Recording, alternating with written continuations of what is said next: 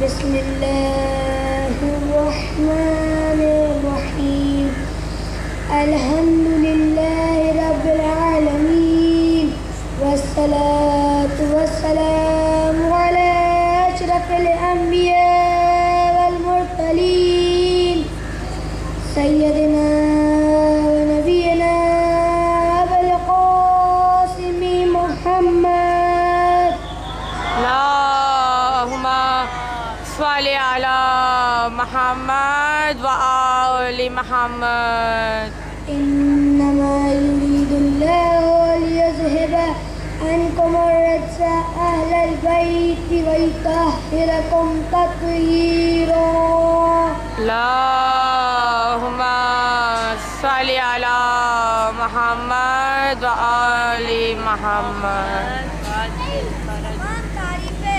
خدا تعالیٰ کے لیے جس نے اس کائنات کو خلق کیا اور ہمیں بے شمار نعمتیں عطا کی، اور تمام درود و سلام محمد و آل محمد پر جو وجہ تخلیق کائنات ہیں.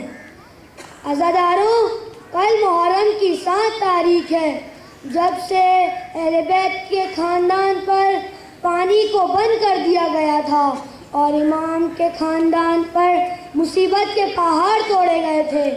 امام نے یہ سب مصیبتیں خدا کے دین کے لیے برداشت کی، اس لیے خدا نے آج تک امام حسین کی یاد کو باقی رکھا ہے اور ان کے ذکر کو عبادت قرار دیا ہے، یہاں تک کہ چھٹے امام جعفر صادق علیہ السلام اللہم صلی علی محمد وآل محمد فرماتے ہیں، جو میرے جد پر روئے یا رلائے یا رونے جیسی شکل بھی بنائے، جنت اس پر واجب ہے، کیونکہ جو کوئی بھی سید الشہداء پر گریہ کرے گا وہ یہ جاننے کی کوشش ضرور کرے گا کہ آخر آپ نے اتنی عظیم قربانی کیوں دی.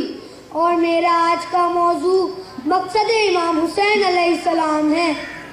امام جب مدینے سے روانہ ہو رہے تھے تب آپ نے ایک وصیت تحریر کی، اس پر مہر لگائی اور اپنے بھائی محمد حنفیہ کو دی.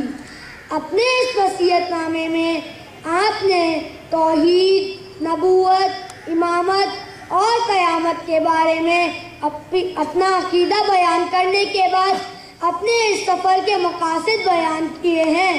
امام فرماتے ہیں، مدینے سے میرا نکلنا نہ خود پسندی اور نہ تفریح کی غرض سے ہے اور نہ فساد اور ظلم و ستم میرا مقصد ہے.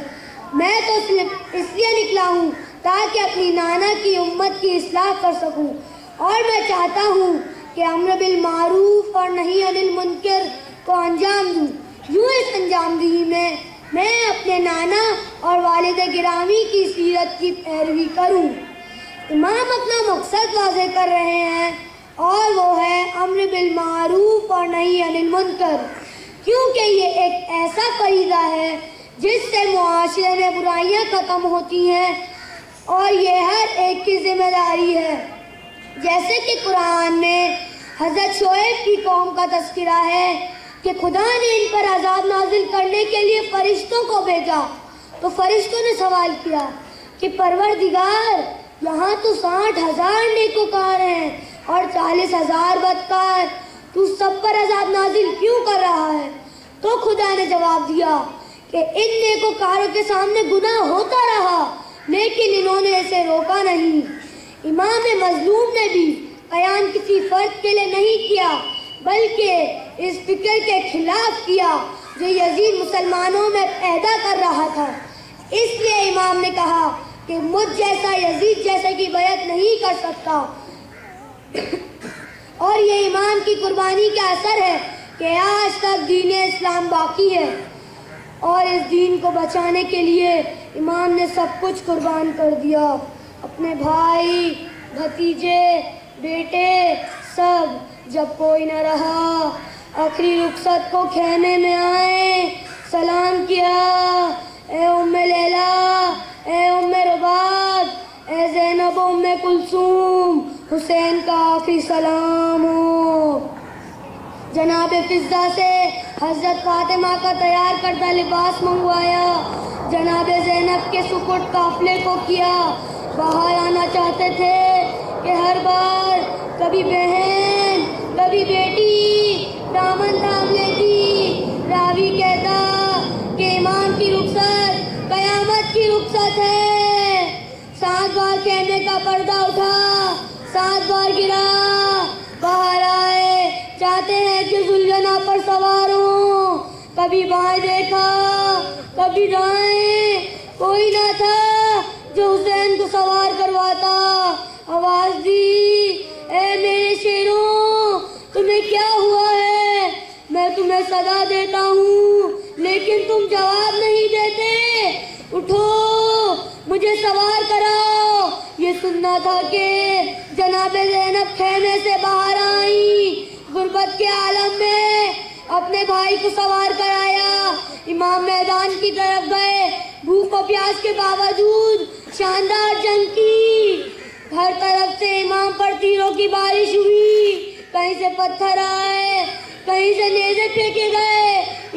سب نے مل کر امام پر حملہ کیا اور بالآخر عصر کے وقت صدا گونجی, قد قتل الحسین بکربلا, قد ذبح الحسین بکربلا, الا لعنت اللہ علی قوم الظالمین.